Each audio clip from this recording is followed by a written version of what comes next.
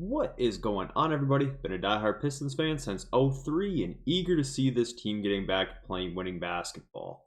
The Detroit Pistons have officially played their first game of the season, and in this video, I want to go through and just talk about everything that's happened throughout the training camp, the preseason, the first game of the year, and kind of give everybody a high-level overview of exactly what we're looking at for the Pistons heading into the remaining 81 games of the season. If you guys have been avidly watching every preseason possession like myself and watching all the videos on this channel and making your rounds online, a lot of this information will probably be old news to you. So I just wanted to be upfront with you all and kind of tell you that this video is more or less just kind of a recap of everything that we have learned so far throughout all of the past month or so. So the first thing that I want to touch on is going to be what the rotation is seeming to be for right now. On opening night, the Pistons started Cade, Ivy, Tim Hardaway Jr., Tobias Harris, and Jalen Duren. Off the bench, Ron Holland, Simone Fontecchio, Isaiah Stewart, and Malik Beasley all saw pretty solid minutes, and Marcus Sasser got in for like 3 minutes due to foul trouble. But as of right now, it seems like that is the starting lineup, and it seems like that is relatively the rotation. A couple surprising things that might be for some people in that kind of situation is that Paul Reed did not play in the first game. He is healthy and ready to go, but he did not see the floor. Marcus Sasser seems to be kind of a backup for a backup at the moment. He only saw minutes with the main second unit when Jaden Ivey was in foul trouble throughout the preseason. This all kind of checked out as well. So as of right now, it seems like JB is rocking with that.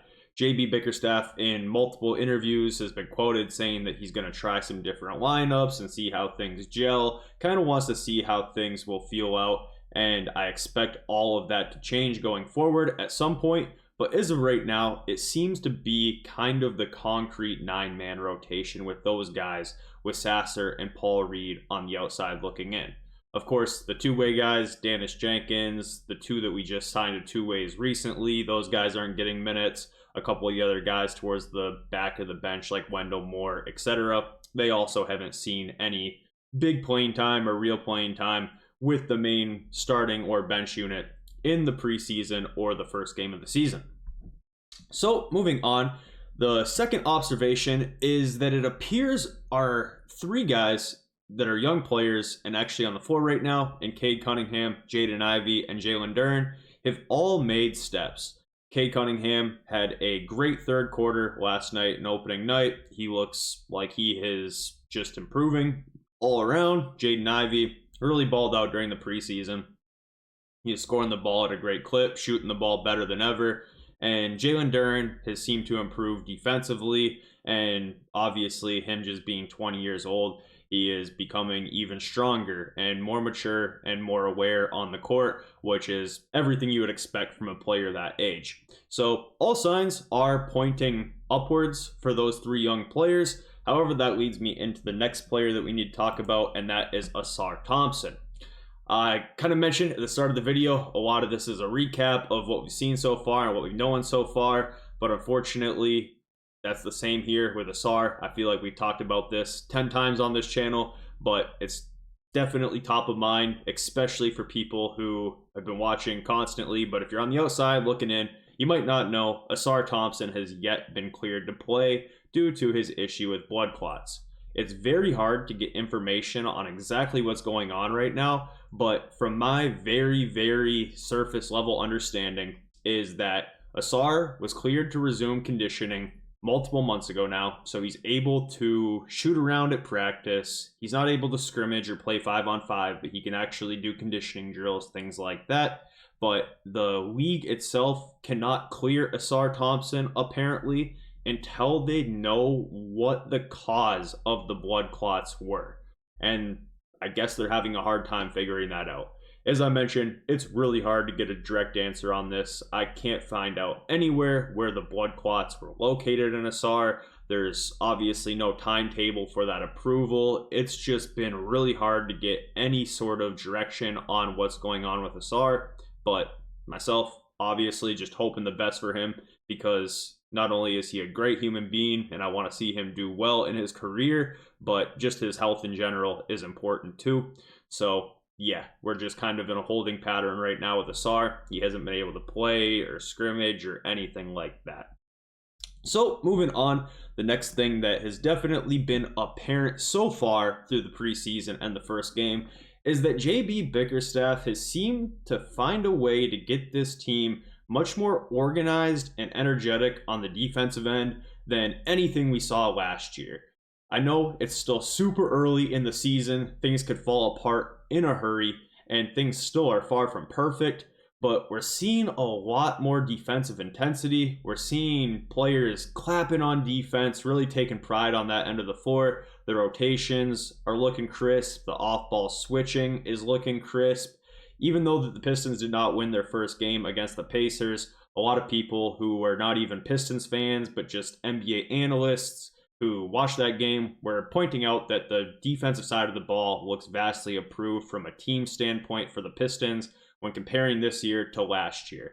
And that also held true throughout the preseason, I felt, as well. We're just seeing a lot better of a defensive scheme, and that seems to be one of JB Bickerstaff's claims to fame. So not too surprised there, and I do think it's sustainable, but not something to quite write home about yet. I just wanted to include it in this video because, like I mentioned, this is just kind of a recap, especially for people who maybe haven't watched a bunch of preseason or missed the first game. But I feel like that's a pretty strong and definite takeaway from those of us who have been watching and tapped in with all of this. And the last thing I want to talk about is going to be the veterans. Of course, during the offseason, the Pistons added Tobias Harris, Malik Beasley, Tim Hardaway Jr., and Paul Reed. Paul Reed hasn't seemed to crack the rotation, but the three that have, in Tobias, Malik, and Tim, they have all been just about as advertised throughout the preseason and the first game. These guys all have multiple years of NBA service, and we know pretty much what we're getting with these players. Tim Hardaway Jr. kind of had a shaky preseason shooting. That's not that surprising because Tim Hardaway Jr. can be quite streaky, and in the first regular season game, he showed up and knocked down the first 2 3-pointers of the year. So definitely seems like the Tim Hardaway Jr. that we expected to get when we got him from Dallas this offseason. Tobias Harris is Tobias Harris, and Malik Beasley is a dude who is coming off the bench for us right now, can score the ball, he can shoot off movement, he can play a little bit of defense on ball against even some of the better guards in this league. He's going to work hard on that end, and their presence from a spacing standpoint, their presence from a leadership standpoint has been pretty much exactly what you would expect if during the offseason you saw those guys and you thought, okay, not the flashiest names, but dudes that can help. That's pretty much what the kind of verdict has been thus far. So that's pretty much the main things that I feel like I have taken away from the highest overview over the course of the preseason training camp and the first regular season game. I just kind of wanted to make this video to be able to fill in people who maybe aren't super tapped in, just recap everything that we've been talking about on the channel over the past couple weeks. Put it all in one tidy video, the main takeaways from the Pistons the past month. This is what I've got. If I missed anything or anything you all maybe feel differently about, let me know in the comments section. We'll be back tomorrow morning for a preview for the Cavs versus Pistons game, which will be happening tomorrow night, Friday, and I'll see y'all then.